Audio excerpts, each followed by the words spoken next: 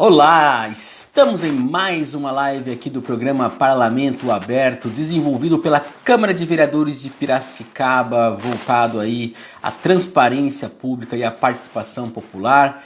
Nesta tarde, 5 horas da tarde, mais uma live, a live de número 89, falaremos com o advogado Gabriel Valério, que também é especialista em direitos do falar sobre direitos do consumidor, sobretudo nessa pandemia, né, que mudou algumas coisas.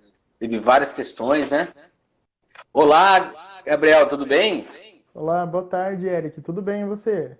Beleza, cara. Bom, primeiramente gostaria de agradecer a sua atenção e a sua disponibilidade em conversar com a gente, viu? Eu que agradeço muito aí pela oportunidade que me é dada hoje de estar falando um pouquinho aqui sobre direito do consumidor. Um tema que, como eu já adiantei para você em outra oportunidade, é um tema que eu gosto muito e é do nosso dia a dia. Então, eu acredito que vá, de qualquer forma, ajudar bastante aí, pessoal. Com certeza, cara. Como é do nosso dia a dia, né? Dentro de toda essa. Tô dando uma ajeitada na câmera aqui, desculpa. Dentro de todas essas mudanças que acontecem, sobretudo na legislação e também de conjuntura, né, acaba realmente sempre influenciando aí na questão do direito do consumidor. E antes da gente continuar e começar exatamente a falar do assunto, eu preciso só passar um recado, né, porque aqui as lives do Parlamento Aberto, a gente sempre trazia, na verdade, os números do coronavírus atualizados. Mas desde o início da semana a prefeitura alterou o horário de divulgação desses números. Antes era às 4 horas da tarde, agora é às 5 horas da tarde. Então dificulta para que eu consiga divulgar nesse momento aqui. Então eu peço aí, pessoal que acompanha a gente, que sabe como a gente faz aqui, por isso que nós não estamos divulgando, porque eu não consigo ter os dados. Eu vou tentar, até o final da live, conseguir esses dados, aí lá no final eu tento passar. Ontem eu fiquei de fazer isso, mas acabei esquecendo. Vai conversando aqui, o assunto voa e acaba esquecendo. Mas vamos lá, Gabriel, começar o nosso assunto, que é o direito do consumidor, né? E já queria trazer aqui para você uma questão em torno aí da pandemia, né? Porque assim, a pandemia ela mudou a conjuntura. Você vê, por exemplo, no direito, no próprio setor público, por exemplo, são várias exceções que foram abertas para compras públicas. Estou falando isso numa questão de lógica do direito, né? O direito ele entende que no momento de pandemia há uma mudança de conjuntura, né? E aí eu queria que você explicasse quais foram essas mudanças que estão atreladas à pandemia dentro do direito do consumidor. Eric, é o seguinte, como você bem observou, né, o direito tem essa tendência, ao menos uma tentativa de acompanhar a sociedade e o mundo real. Né? Às vezes a gente tem um pouco de atraso, né? O direito tem isso, essa dificuldade de acompanhar. Mas no caso da pandemia, que provocou essa comoção social toda em questões financeiras, né, inclusive, tanto para o fornecedor quanto para o consumidor, de fato, você tem uma nova forma de enxergar, né, o direito do consumidor, e quando eu me refiro a direito do consumidor, direitos e deveres que existem numa relação de consumo. Tá? Substancialmente, o Código de Defesa do Consumidor, que é a nossa lei que rege a relação entre o fornecedor e o consumidor, ele continua, né, da mesma forma, aplicável a todos os direitos do consumidor, que a gente vai tratar hoje nessa live, eles continuam. Porém, é certo que a pandemia altera não, aliás, muito, a relação. Né? Então, você tem, por exemplo, a possibilidade de revisão dos contratos. Imagine você um contrato com uma academia, um contrato com uma universidade, contratos que são os chamados contratos de prestações sucessivas, ou seja, aqueles que se estendem pelo decurso do tempo. Quando a pessoa firmou aquele contrato, ela tinha uma condição financeira, ela tinha um trabalho que talvez hoje ela não tenha. Então você tem essa possibilidade de revisão, claro que não é uma regra geral, com perdão da redundância, é uma regra sim que deve ser aplicada caso a caso, com análise das circunstâncias do caso. tá? Sempre bom lembrar que a gente não deve utilizar a pandemia como uma desculpa, como um pretexto para deixar de cumprir deveres, né? E de outro lado, deixar de exercer os nossos direitos. Mas, de fato, a pandemia é um fator importante que tem que ser estudado em cada caso. Você colocou aí um ponto que é importante, cara. Por quê? É quando você fala assim, tem que ser estudado caso a caso. É evidente, né? O direito, ele se atenta ao fato em questão, né? Ao objeto, na verdade, né? Em questão. E aí, como saber se aquele caso ele é relacionado a uma questão de direito do consumidor ou não? Quais são aí as bases que nós podemos ter de análise, né? Você deu um exemplo legal aí da academia, né? Até é algo que me bate pessoalmente, porque eu tranquei minha academia desde março, né, por conta da pandemia, e ainda não destranquei, porque mesmo que a academia tenha voltado a atuar, eu ainda tenho questões particulares que eu não posso retomar. Mas como que você consegue ver essa questão aí assim, o que pode guiar a pessoa para saber se o caso dela é um caso que leva a requerer um direito do consumidor? Bom, vamos lá, Eric. É extremamente pertinente a sua colocação, porque a gente tem que saber, né, antes de saber se tem o direito ou não, eu tenho que saber o quê? Se, ao meu caso, vai ser aplicado o Código de Defesa do Consumidor, né? O Código de Defesa do Consumidor, o próprio nome já sugere, ele é uma lei protetiva. Ele é uma lei que visa o quê? Estabelecer uma igualdade numa relação que originalmente não há igualdade. A empresa e o consumidor estão numa relação de desigualdade. Isso é natural, tá? Então, primeira coisa que a gente tem que ver existe essa relação de desigualdade no meu caso? Eu sou um consumidor contratando com um fornecedor? Em outras palavras, há uma relação de consumo.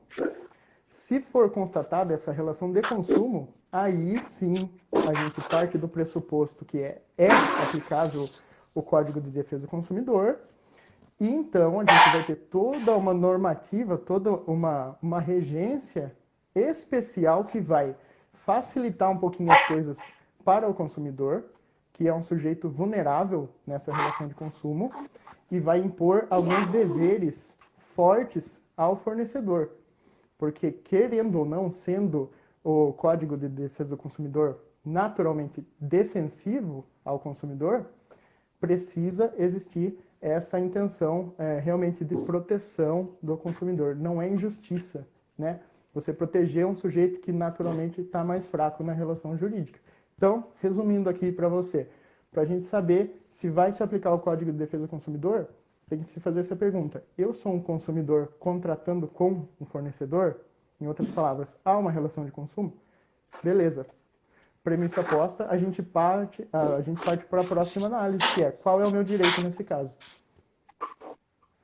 Perfeito. Olha, premissa posta. Bonito. É interessante, porque pra gente que é leigo, Gabriel, me perdoe assim essa questão, mas é interessante porque o leigo ele não tem o mesmo raciocínio daquele que sabe o que está na lei, né? E essa coisa que você coloca da premissa, você entender essa premissa, eu acho importante. Porque muitas vezes, né, se confunde aquilo que é algo que eu acho que é justiça para mim e o que é justiça de acordo com o que a lei está dizendo, né? O que está ali definido na lei. É claro que a lei ela é mutável, ela pode mudar, é evidente mesmo, mas o instrumentalizador do direito, que é o advogado, ele depende, né, daquilo que está ali nos códigos, né? Tem só um comentário, eu estou fazendo esse comentário só para a gente entender que a gente parte de uma premissa, o advogado ele tem que partir de uma premissa e quem quer o direito ele tem que saber qual que é essa premissa, né? Eu acho que isso que deve ficar claro aqui. E tem um outro comentário aqui, Gabriel, só para o Bruno De Conte, está colocando aqui, ó, doutor, seu microfone está longe. Tá? Ele está fazendo... Para mim, eu estou ouvindo bem, mas se o pessoal aí que está na live puder aproximar um pouquinho o microfone só para atender aí o pedido do pessoal que está acompanhando. Travou um pouquinho aqui, Eric. É o Travou? meu microfone? O meu Isso, microfone ele falou que estava um pouco baixo, por isso que eu estou só passando para... Vou tentar manter ele mais próximo. Melhorou, para mim melhorou. Agora, você se aproximou, melhorou. Agora, Beleza. então, o que é bom para a gente, só para entender essa questão da pandemia, não existe nenhuma premissa que dê para a empresa, né, dentro da relação dela ali com o consumidor, que por conta da pandemia ela deixe de obedecer à lei, né, no caso, o Código de Defesa do Consumidor. Não existe nenhuma premissa que diz isso. Não. Premissa geral nesse sentido, não há nenhuma normativa, nenhuma regra estabelecida no momento para que, em geral, a empresa simplesmente diga: eu não vou mais aplicar o Código de Defesa do Consumidor, não vale para mim. Tá? Isso aí não existe. O Código de Defesa do Consumidor, tá, ele continua com a sua força, ele continua sendo aplicável, querendo a empresa ou não. O que acontece é que, em algumas situações, tá, em algumas espécies de contrato, a gente nota uma impossibilidade, tá? Então não é possível, ou uma extrema dificuldade daquele fornecedor, daquela empresa, cumprir o combinado, né? Às vezes realmente não é possível. Então imagine aí que você tem um contrato com um salão de festas, né, que vai ter uma festa, ou algo parecido, né, uma viagem marcada. Às vezes não é possível realmente, fisicamente, não há uma possibilidade de cumprir aquele contrato, ou é muito difícil. Nesse caso, a gente tem a possibilidade, né, para resolver essa situação, de substituir essa obrigação, né, quando a gente fala obrigação, é essa atividade, né? A atividade que seria prestada pela empresa, ela pode ser substituída, tanto em relação à própria atividade, tá? Quanto em relação à data que ela será realizada. Então, você tem a oportunidade de remarcar uma viagem, né, de remarcar um evento. Não sendo possibilitado isso pelo fornecedor, ainda você tem, enquanto consumidor, o direito de reaver aquela quantia que você gastou, né, inclusive com correção monetária. Nesse momento de pandemia, a gente tem que enxergar o seguinte: não é só o consumidor, né, que foi prejudicado, as empresas também. Da mesma forma, que não há cliente sem empresa, não há empresa sem cliente. As duas partes têm que entrar em um consenso, têm que buscar a justiça, de preferência já num acordo, para evitar a sobrecarga do Poder Judiciário nesse momento tão crítico. E a empresa tem que ceder, sim, junto com o consumidor, tentar remarcar essa viagem, esse evento, nessas situações excepcionais em que a gente está vivendo. Se não for possível, devolve o dinheiro e retorna à situação anterior. Ah, mas no meu contrato com a empresa lá tem uma multa, tem juros, tem uma situação que vai ficar pesada para mim contratualmente falando. Nós temos uma situação excepcional que causou a rescisão, o fim desse contrato. Não sou eu, consumidor, que ao meu bel prazer, né, conforme a minha vontade, estou exterminando aquele contrato. É uma situação externa que está me forçando a fazer isso. Então, a multa aí, para quem já fica preocupado com multa, ela pode ser, sim, amplamente questionada, inclusive em uma ação judicial.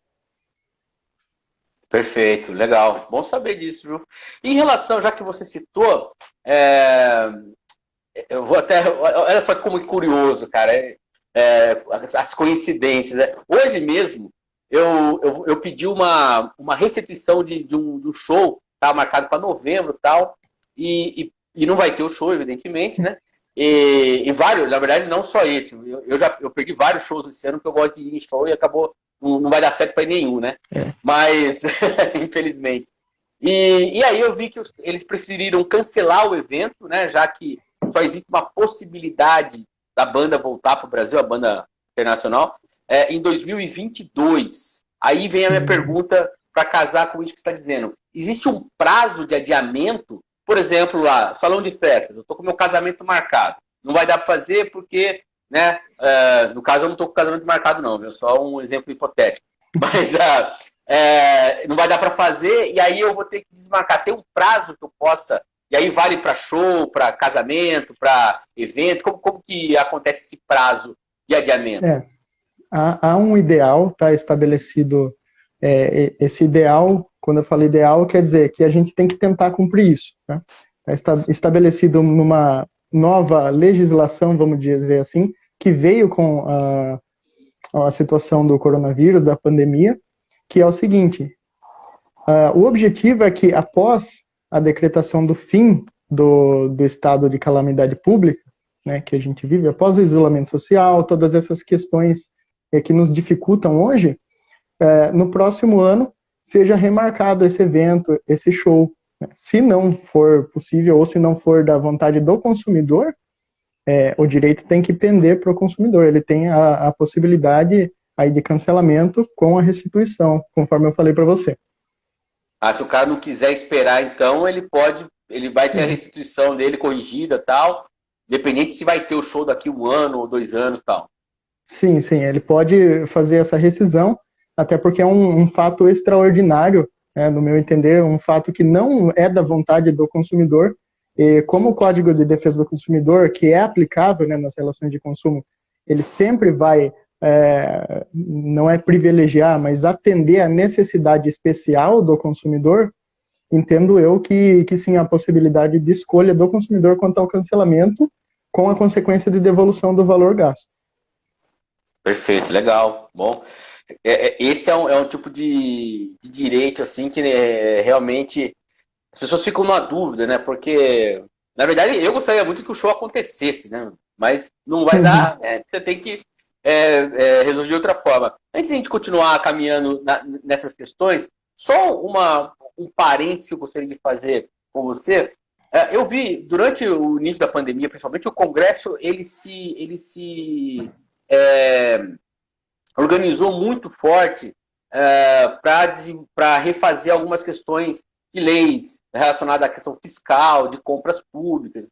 Digo isso porque é algo que nós trouxemos aqui nas nossas lives, né? Em relação ao direito do consumidor, teve esse tipo de movimentação em termos de Congresso para alguma mudança? Sim, houve algumas alterações, sim, não tão significativas, tá? A mudança maior é na questão da interpretação do caso concreto, sobretudo considerando que a pandemia veio, que a pandemia não era prevista ao consumidor, então essa foi a alteração mais significativa, a alteração de interpretação daquele problema daquele consumidor.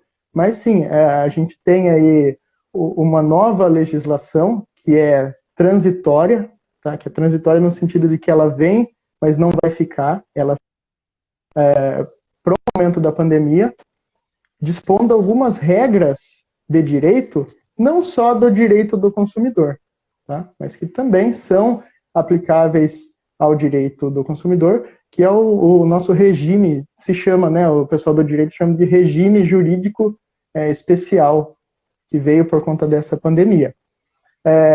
Gostaria até de destacar aqui uma questão que gerou um mal-entendido até com pessoas que me perguntaram isso, né?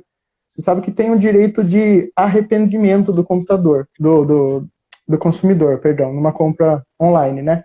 Então, compra que é fora do estabelecimento comercial, você tem o direito de arrependimento. O que é esse direito? Chegou o produto para mim, a partir do momento que chegou esse produto, que eu tive contato com ele, para desestimular aquele consumo louco do consumidor, aquele consumo impulsivo, existe esse direito para que eu possa refletir, né? Um prazo de 7 dias a partir do momento que chega o produto para mim, eu posso refletir se eu realmente quero aquilo, porque a compra online ela é muito facilitada.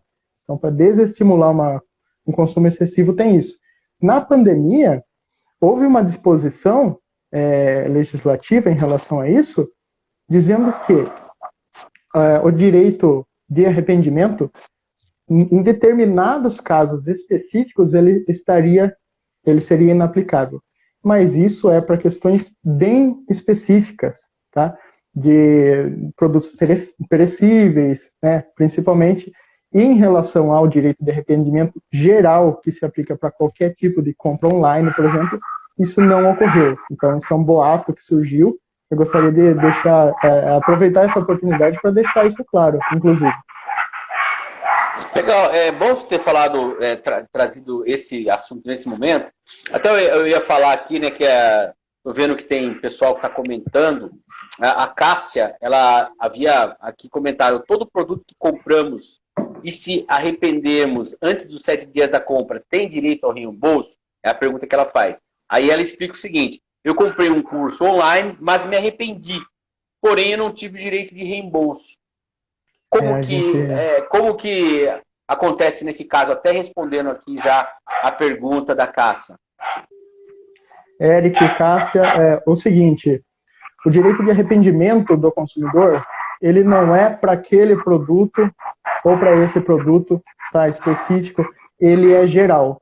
Para todo tipo de contratação, para todo tipo de compra que seja fora do estabelecimento comercial. Então, já adiantando aí no seu caso, Cássia, sim, você teria sim o direito de arrependimento, tá? Se faltou informação quanto a isso, faltou uma informação clara quanto a isso, é possível até questionar essa falta de informação, porque a clareza do fornecedor com o consumidor é uma situação que pode ser exigida, mas em qualquer compra online, em qualquer contratação online, assim como contratação por telefone, ou enfim, por qualquer via que não seja eu fisicamente na loja, você tem sim o direito de arrependimento, que é um prazo de 7 dias, no qual você pode refletir depois de ter o produto ou serviço à sua disposição.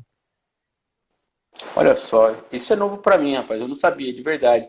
E falando do que eu não sabia, que é muita coisa em relação ao direito do consumidor, quais são as recomendações gerais, assim, que você, aproveitando já que nós estamos nessa parte de orientação, recomendação geral que o consumidor proteja, né, mais aí, proteja os seus direitos. Quais são as recomendações que você costuma passar?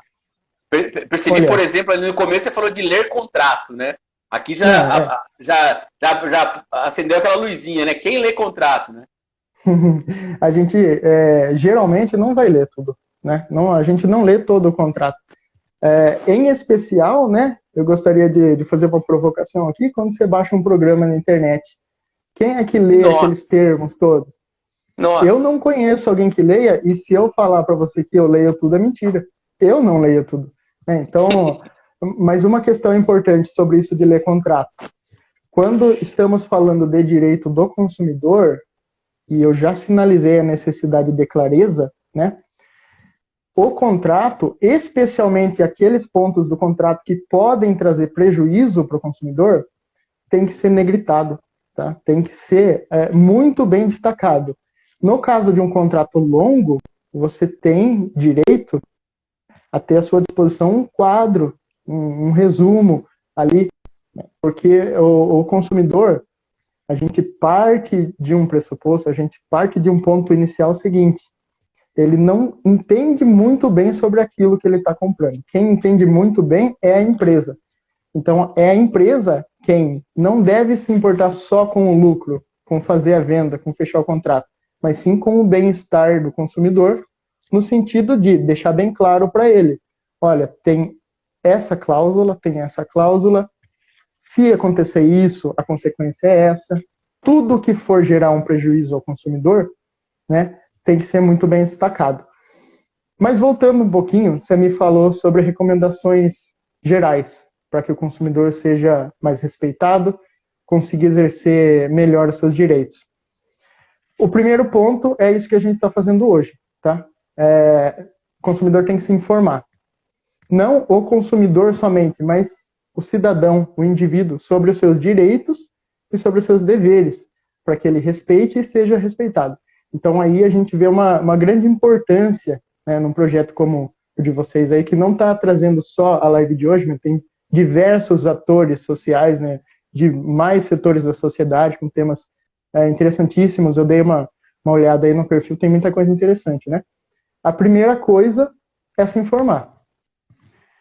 Em seguida, né, trazendo para a vida prática nossa do dia a dia, é o seguinte: surgiu algum problema, você se sentiu desrespeitado enquanto consumidor, se sentiu incomodado, prejudicado em alguma coisa, você tem que reclamar com a empresa. Tá? Até por uma questão de lealdade contratual, para possibilitar que aquela empresa resolva o problema. Não é sair processando todo mundo aí. Às vezes a empresa erra, né? Tem isso. Normal. A gente tem que ter lealdade. Então avisa, reclama para a empresa e sempre, sempre, sempre registra tudo, né? É em ligação? Pô, tem número de protocolos, tem que anotar. Não tem número de protocolo em alguns casos. Uma pizzaria você não vai pedir número de protocolo, né? Mas você tem a possibilidade de gravar ligação, você tem aplicativos gratuitos para isso hoje, né? Tá com algum problema, vai reclamar? Pô, 5 minutinhos aí você baixa um programa, você vai gravar. Além da ligação, você tem sites de reclamação gratuitos, inclusive um é governamental, né, para registrar a reclamação. Você tem e-mail, hoje você tem o WhatsApp para fazer isso, tudo para que fique registrado, né? E essa fase da reclamação, ela não é só para registro. Pode ser que ali já se resolva o problema. Você deu a oportunidade para a empresa resolver o problema, está resolvido, beleza. Caso não seja resolvido, você tem PROCON, por exemplo, para tentar intervir administrativamente, ou seja, ainda sem envolver processo judicial, que pode ser demorado, que pode ser caro. Você tem Anatel, no caso de TV, internet e telefone, né? Que as empresas, as operadoras são sujeitas à regulamentação da Anatel. E passa o seguinte, ainda que não seja resolvido até esse momento, você tem a possibilidade de buscar auxílio jurídico com um profissional da sua confiança, com um advogado. Você tem aí outras possibilidades, né? Às vezes você não tem condição financeira, tem a Defensoria Pública, tem a OAB que você pode procurar, que pode disponibilizar também um serviço jurídico gratuito para aqueles que comprovarem a necessidade desse serviço. Então, a gente tem condições de fazer valer o nosso direito. O que falta é informação, né? E o que falta um pouquinho é essa roteirização do que eu devo fazer. Tem que estar na ponta da língua, tem que estar ali na cabeça do consumidor, o que ele precisa fazer. Então, eu gostaria, assim, de refazer um pouquinho esse caminho que eu falei, porque é muito importante. Reclama para a empresa, não resolveu, você tem sites de reclamação na internet, depois você tem PROCON.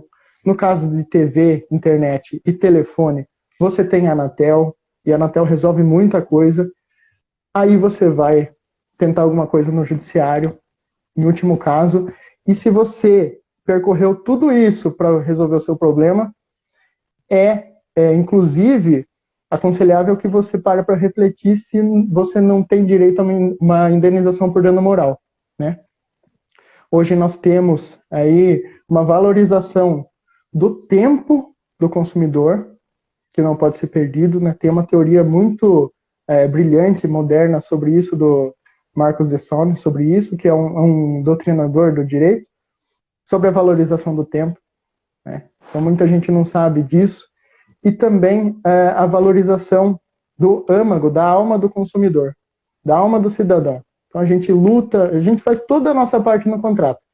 E aí o produto não é entregue, enfim, uma série de problemas podem surgir. Você pode ter direito também a uma indenização. E tem duas funções fundamentais: recompor o seu prejuízo, e tem a função punitiva e educativa quanto à empresa.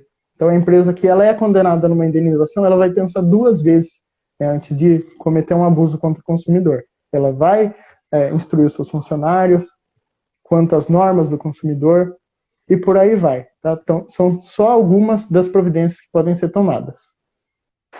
Legal. Você citou a Anatel, né, que é uma agência reguladora.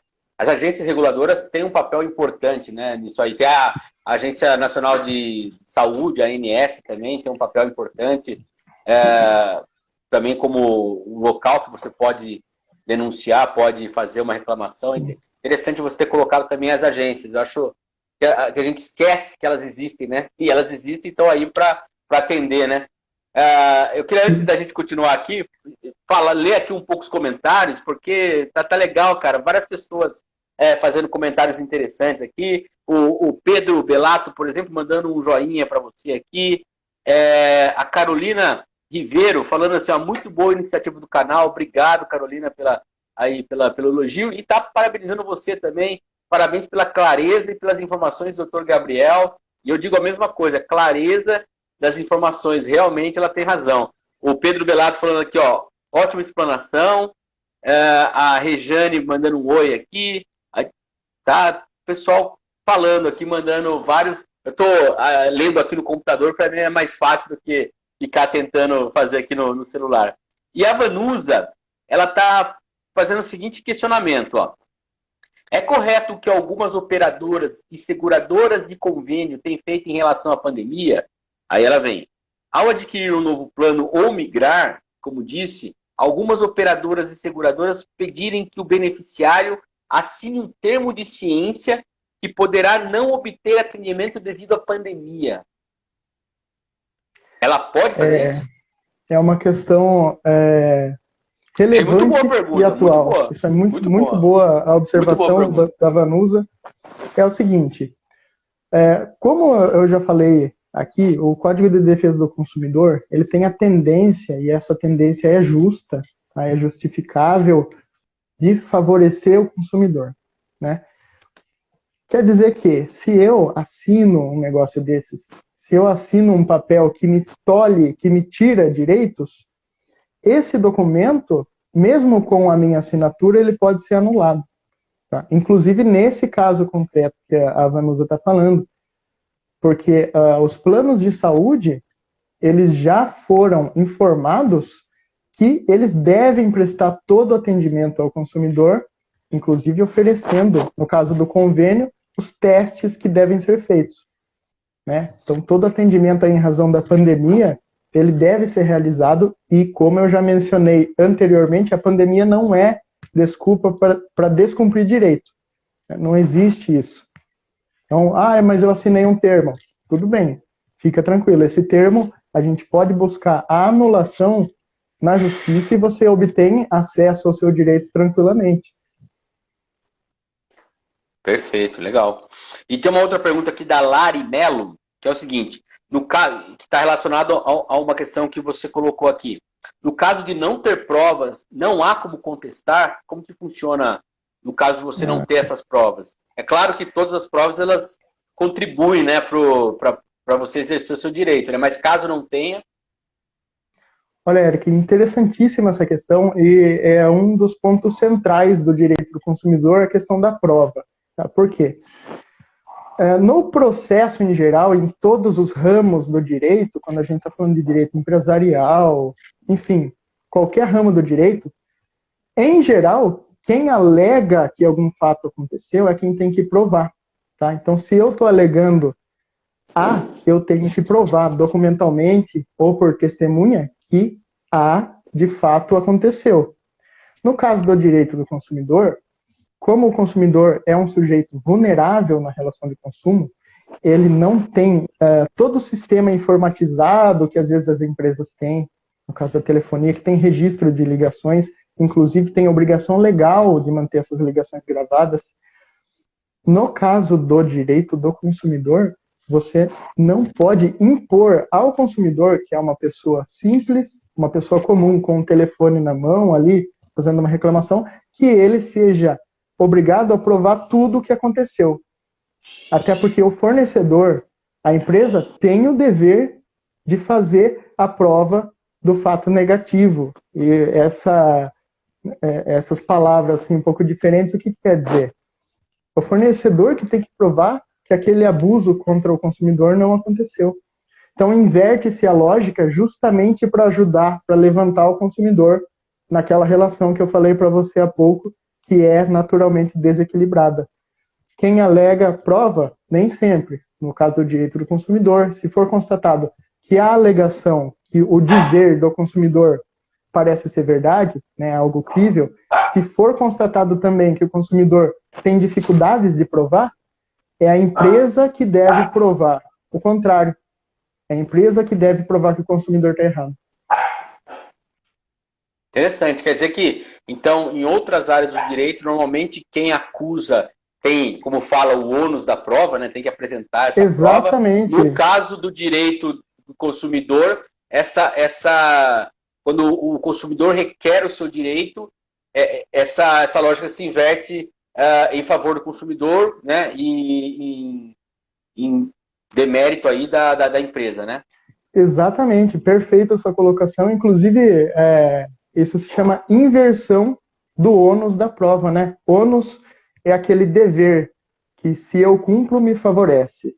Mas se eu não cumpro, simplesmente eu não vou ter nenhum problema quanto a isso. Se eu não cumprir, aquilo não vai me favorecer. A prova é um dever desses. Se eu provar, ótimo. Se eu não provar, azar o meu, né? Então, isso é um ônus. No caso do direito do consumidor, realmente o ônus da prova é invertido. Em alguns casos, não é sempre, tá? Como eu falei para você, tem que ser constatado que o consumidor tem a dificuldade de provar e que, em contrapartida, a empresa tem mais possibilidades de provar. Perfeito, legal. A gente falou um pouquinho sobre a questão das compras online e quando a gente estava fazendo aqui a pauta, né, a equipe aqui do Parlamento Aberto, a primeira apareceu, né, falar sobre recomendações, e a segunda, todo mundo fala sobre compra online, porque compra online, né, inclusive dentro dos temas aí que já trouxemos aqui na nossa live, o crescimento das compras online nesse período de pandemia, né? Eu mesmo até fiz uma brincadeira na live sobre as compras online, eu falei, até pão já comprei online, né? Só para ter uma base como que... tinha um período aqui, né, que a gente não saía de casa, não podia sair, aquele medo, aquela coisa, né? Até pão pelo telefone você pede, né? Mas aí, quais são, né, os direitos de quem faz a compra online? É claro, a gente já falou do direito do arrependimento, né? Aquilo que você já explicou, muito bem explicado, por sinal. Mas quais são os outros direitos e também os cuidados que precisa ter, né, numa compra online?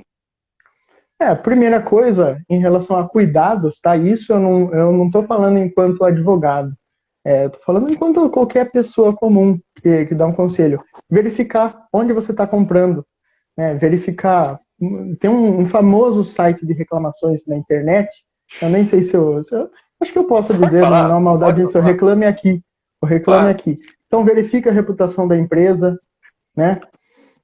Isso é essencial.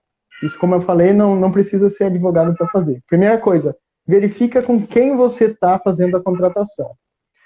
A empresa é boa, é legal, perfeito, aí você faz a sua compra. Problemas que podem surgir, tá? Vamos falar aqui em termos bem práticos. Eu comprei, mas o produto não chega, atrasou, que é uma coisa rotineira que acontece. Você pode exigir na justiça o cumprimento forçado daquela entrega, inclusive com a atribuição de multa diária. Tá? Então a empresa está enrolando, não está entregando, parece que não tem solução.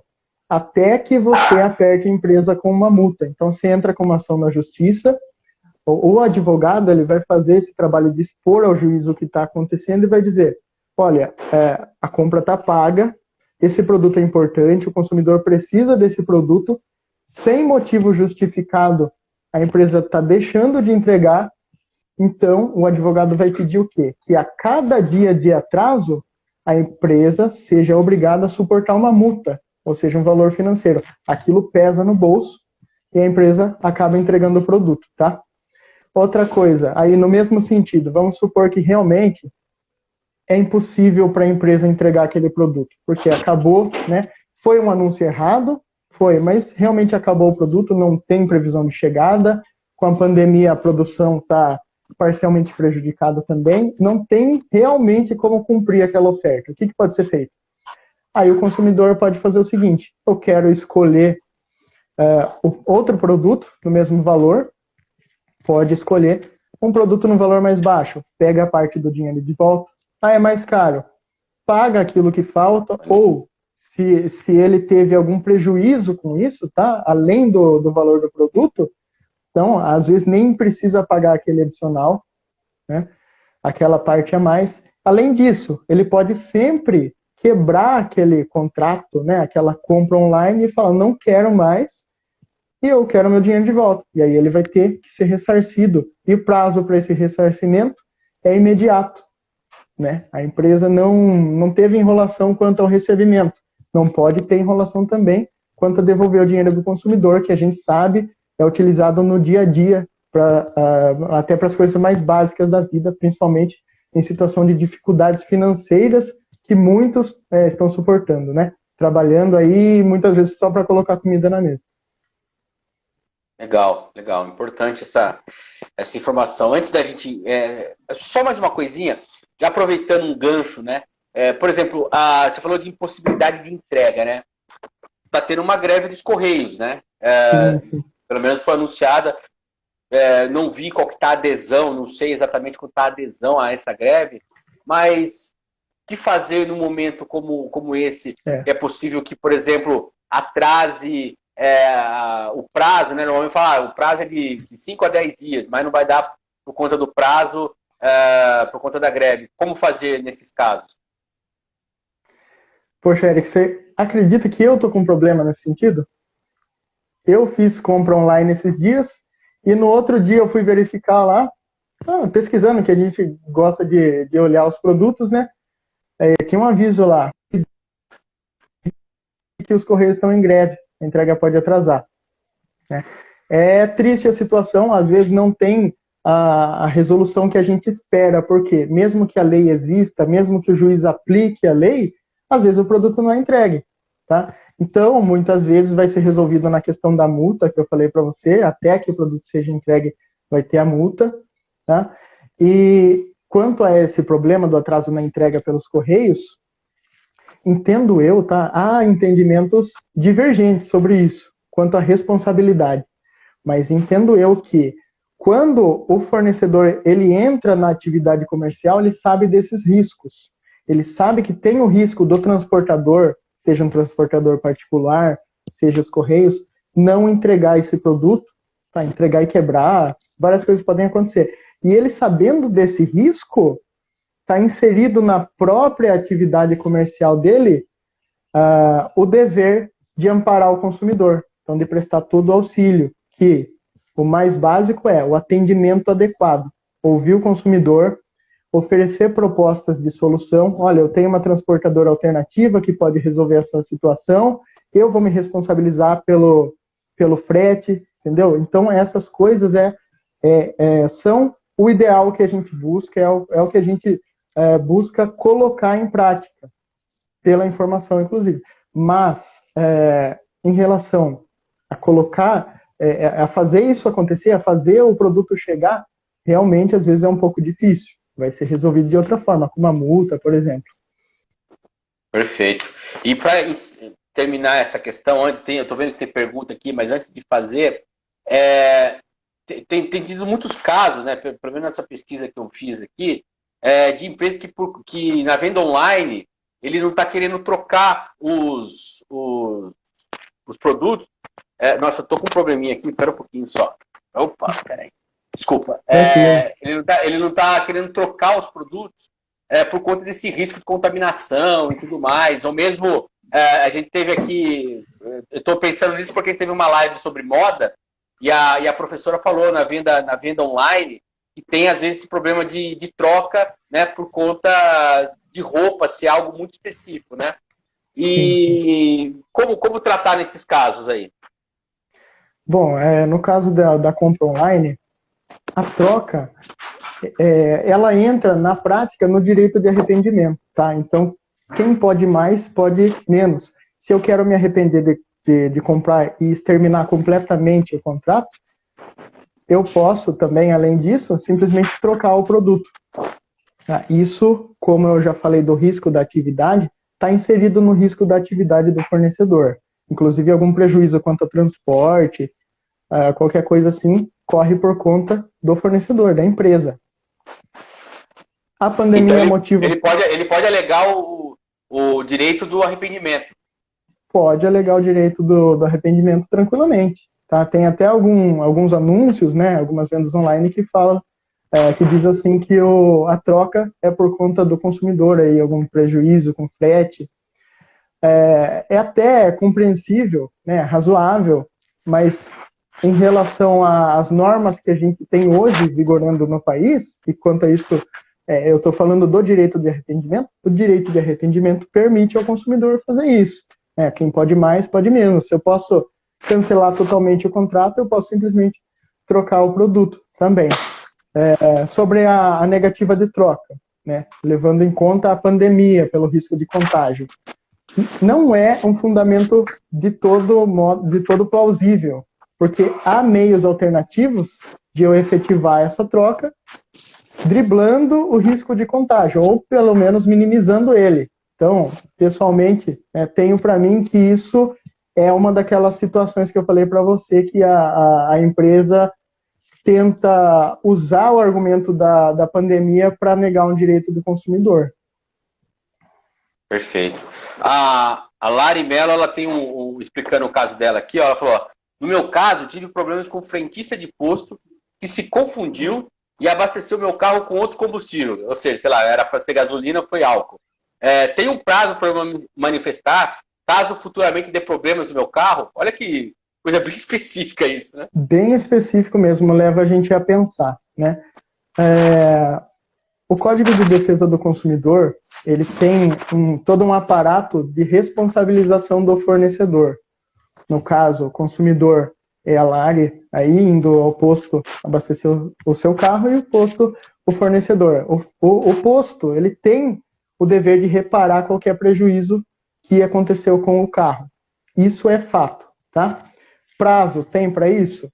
No mínimo, os 90 dias. No mínimo, os 90 dias.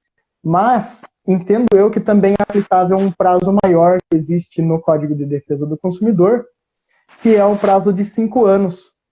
Quando a gente tem um problema ocasionado por algum produto ou algum serviço que ocasionou outro problema. Então, é um problema inicial, tá? Você tem um produto defeituoso, um serviço defeituoso, e aí esse defeito inicial ocasionou um prejuízo maior. É o caso dela. Entendo eu que se aplica esse prazo.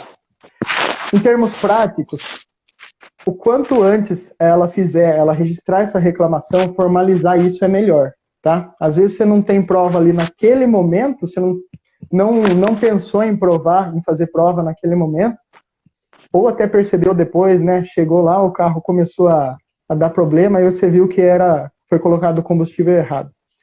Mas aí você tem como formalizar isso de uma maneira esperta posteriormente. Então você liga e grava a ligação, você registra por e-mail, isso aí já é um início de prova e vai te favorecer muito enquanto consumidor, porque você precisa realmente de um início de prova. Depois tem aquela questão que eu falei aqui, e que você observou muito bem, da lógica de inversão, né? Inverte-se o ônus da prova. É o posto que tem o dever de provar que ele não falhou na prestação do serviço. Então, foi prestado um serviço? Eu tô tendo um probleminha aqui com o meu cachorro, cara. Desculpa, mas o meu cachorro, ele entrou na live, ele fugiu de onde ele tava, e ele entrou na live aqui. Eu tô tentando ver se eu consigo manter ele. Desculpa, mas pode continuar. É assim mesmo. Cachorro é assim mesmo. Então, eu já tive problema com o meu gato, com o meu cachorro, beleza. Não, eles querem participar, né? Parece que... Desculpa, viu, onde Gabriel? Vê a gente... Onde eles verem que a gente está em atividade, está lendo um jornal, está mexendo no computador, o gato vai deitar em cima. É assim mesmo. Você me desculpa, cara. Imagina, que isso. Bom, então voltando um pouquinho aqui. No caso do posto, quem tem o dever de provar que não houve a falha na prestação do serviço, isto é, que o carro foi abastecido com o combustível correto, é o posto. Beleza, perfeito. Cara, continuando aqui, eu tô achando bacana, porque esse assunto de direito do consumidor mobiliza muitas pessoas. Eu tô achando bem... Assim, se eu fosse fazer um ranking de live com mais engajamento, eu acho que essa tá com um dos maiores engajamentos nossos aqui, da quantidade de pessoas participando. Ó, o Tony Zanini falando aqui, ó, excelentes explicações. O Pedro Belato falando que o Evandro Borracha e o Diqueira estão mandando um abraço e dando os parabéns ao Dr. Gabriel. Então fica aí também registrado. Aqui o Tony Zanini, o cachorro quer participar também. O cachorro quer participar também. Realmente, me desculpe, nunca aconteceu do cachorro querer vir. O gato é mais fácil dar uma dispersada, mas o cachorro, quando vem, é uma loucura. Agora, também. Nossa, nem fale, viu? E consome, viu? Cara, eu fiz uma pesquisa, só pra gente já tá com quase 50 minutos de live, E eu fiz uma pesquisa e falei assim, caramba, né? Negócio de direito do consumidor, a gente tem várias questões que pode perguntar, mas eu vou dar uma ranqueada, ver perguntas que são muito comuns, né? E aí eu encontrei aqui um site fazendo um ranqueamento de perguntas que são muito comuns. Aí ele coloca o seguinte, por exemplo, o nome deve ser limpo até 5 dias após o pagamento da dívida. Como que funciona isso? Que é um problema que é muito recorrente. Por exemplo, você ficou... Já aconteceu isso comigo. Esqueci de pagar uma conta tal, foi o nome lá pro contestado, aí você tem que pagar essa conta e demora para você tirar o nome. Como que funciona o direito nesse caso, cara? Bom, nesse caso, o fato é que o nome realmente tem que ser limpo até 5 dias depois do pagamento da conta, daquela despesa, daquele débito. Tá? 5 dias úteis ou 5 dias corridos? 5 dias corridos, porque a gente está falando de um prazo, né? Quando a gente fala em prazo no direito, você tem 2 tipos de prazo. O prazo no processo, o prazo que conta no processo, e aí você não conta fim de semana, não conta feriado, e o prazo que conta na vida, no contrato, né, num combinado. Se é 5 dias no combinado aqui, é 5 dias. Nesse caso de limpar o nome, são 5 dias corridos. Tá? E aí o que pode ser feito? A primeira coisa é notificar a empresa. Tá? A gente notifica a empresa, seja por ligação, pelos mais diversos meios de comunicação que eu já sinalizei aqui hoje, inclusive até por, às vezes, uma notificação escrita, e espera que aquilo vá ser tão logo resolvido. Se não for resolvido, é um caso clássico de indenização por danos morais. Tá? Por quê? Porque o nome da gente é muito importante. Quando você retira o nome, o crédito de uma pessoa, está dizendo o seguinte, né? Aquele lojista, aquela empresa está dizendo o seguinte para a sociedade, tá? Está gritando para a sociedade. Esse cara, ele não é confiável. Ele não paga as contas, ele não paga os débitos, ele não cumpre o contrato. Então é uma situação muito séria. O passo é notificar.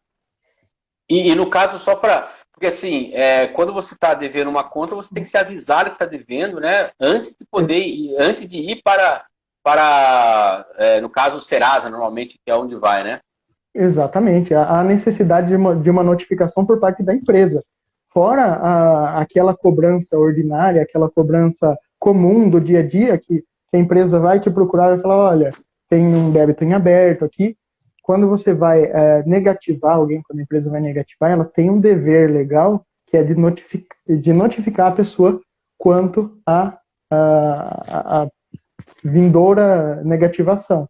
Tá? Então, ela tem esse dever para que o consumidor realmente veja se ele não tem condições de pagar aquilo, até porque, como eu falei, a negativação é uma situação muito séria.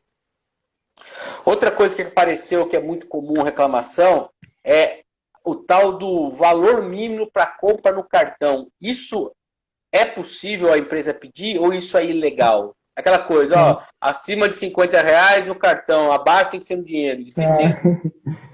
Isso aí é ilegal, tá? O fornecedor, ele tem o dever, né, de prestar aí uma... Na verdade, não é prestar diversas formas de pagamento, mas quando ele escolhe não receber cheque, não receber cartão, inclusive isso é um tema correlato, eu já quero aproveitar e registrar, ele tem que deixar isso amplamente exposto no estabelecimento comercial para que não gere constrangimento. Né? Às vezes, o consumidor vai lá, faz a compra, chega no caixa, chega no balcão de pagamento, mas eu só tenho cartão, não aceitamos cartão. Avisasse antes de forma clara, inequívoca. Mas, respondendo a sua pergunta aí em específico, o preço mínimo, não existe essa possibilidade, tá? Isso é ilegal. O que acontece? As empresas fazem isso geralmente por quê? Para deixar de ter um prejuízo ou para lucrar mais. Compra no cartão só acima de tantos reais. Isso aí não pode acontecer. Tá? Certo, e cara, eu já caí nessa, você acredita? Eu falei, eu acho que isso não pode, hein? O cara falou, não, aqui, porque não sei o que, tal, eu falei, tá bom. Até lembro que acabei nem, era um restaurante, acabei até nem entrando no restaurante, porque, né? Enfim. Outra coisa que apareceu nessa pesquisa que eu fiz é cobrança indevida deve ser devolvida em dobro. Como que funciona isso? É assim, primeiramente, é bom esclarecer o que é cobrança indevida, né? Porque nem todo mundo vai entender o que é esse termo. Indevido, logicamente, é o contrário daquilo que é devido. Então, se eu não devo algum valor e aquele valor me está sendo cobrado, aquela cobrança é indevida, tá? Então, eu pago aquilo por engano ou porque eu me sinto ameaçado. O que eu paguei, por lei, tá? Pelo artigo 42 do Código de Defesa do Consumidor, tem que ser devolvido a mim de forma dobrada. Isso é o que está na lei. A gente enfrenta dificuldades quanto a isso na justiça, infelizmente, e eu vou explicar por quê, tá? Primeiro, vamos lá. O artigo 42 diz assim que a empresa que me cobrou uma quantia que eu não devo e eu paguei, eu tenho direito de ser ressarcido em dobro com correção e juros, com correção monetária e juros. Tá? Isso é o que está na lei e é o que deveria acontecer em todos os casos sem resistência. Ocorre que no judiciário é uma questão que a gente luta todo dia contra. Essa devolução em dobro, ela não é aceita muitas vezes. Porque o juiz, algumas vezes, eu me revolto até contra isso, ele vem e diz, a cobrança errada feita para o consumidor, a empresa só é obrigada a devolver em dobro se a empresa tiver má fé. O que é má fé? É maldade na cobrança. Tá? Então eu sei que eu não tenho direito aos R$ 100, que eu tenho direito só a 80, mas eu vou cobrar 100. Então o juiz, às vezes, acaba exigindo que a empresa tenha essa má fé, esteja imbuída de má fé, de maldade na cobrança. Mas o fato é que é possível reverter isso, é possível que o consumidor tenha o direito que está na lei, que é o seguinte, cobrou errado, o consumidor pagou, seja por qualquer motivo, tem direito à repetição em dobro, que é o que a gente chama de repetição, é a devolução, né? Devolução em dobro. Nós estamos com 57 minutos já de live e aqui o Instagram, quando dá 1 hora, ele corta. Para a gente não ter problema de cortar, eu sempre aviso um pouco antes, mas rapidinho. A Renata Roncato coloca uma questão interessante aqui, ó. E quanto à questão do pagamento em cartão, tem lugares que só dividem a compra acima de um valor, abaixo somente à vista. Isso pode fazer? No caso do pagamento dividido, é uma liberalidade do fornecedor. O que eu quero dizer com isso? É uma questão que o fornecedor pode ou não fazer, tá? Se no dinheiro eu posso exigir pagamento à vista, eu não sou obrigado a fazer o pagamento parcelado, no cartão também não. Eu posso ter essa exigência também, tá? Não há vedação para a empresa quanto a isso. A empresa tem que ter uma previsibilidade de caixa ali, ela pode, dentro da livre iniciativa, dentro daquele jogo comercial dela, praticar determinada conduta ou não, aceitar o pagamento parcelado ou não. Então, não há problema quanto a isso, tá? Perfeito. Gabriel, infelizmente nós estamos terminando aqui. Agradecer imensamente todas as suas informações, foram muito importantes. Pedir desculpa novamente pela invasão aqui do meu cachorro. Imagina. Desculpe, que isso. fiquei muito chateado aqui com isso. Mas enfim, acontece. E muito obrigado que agradeço. Por você ser tão atencioso e tão claro nas palavras. Eu que agradeço muito mesmo, sem me estender aqui, porque eu sei que a gente já vai ser cortado pelo Insta. Mas muito obrigado a toda a equipe da Câmara aí. Aproveitar esse final aqui para mandar um abraço especial para os colegas advogados do Ribeiro e Rosado, os colegas da Comissão de Direito do Consumidor. Um beijo para minha noiva aqui, um abraço para minha família também. Aproveitar meus minutos de fama aqui para isso. Aí, obrigado a vocês pela oportunidade aí. Valeu. Lembrando que essa live vai virar uma matéria amanhã no site da Câmara, câmarapiracicaba.sp.gov.br. Você pode, claro, seguir aqui o nosso Instagram, Parlamento Aberto, e ter mais informações sobre a Câmara. E também lá no site da Câmara, câmarapiracicaba.sp.gov.br, você se inscreve na nossa lista de transmissão. E só para finalizar aqui a informação, de ontem para hoje tivemos 3 pessoas que faleceram por Covid, já são 258 pessoas que faleceram por Covid em Piracicaba e mais de 10.500 pessoas que se contaminaram. Pessoal, é isso. Muito obrigado, Gabriel. Muito obrigado a todo mundo que participou. Tchau, tchau. Até mais. Valeu. Tchau, tchau. Obrigado. Tchau, tchau.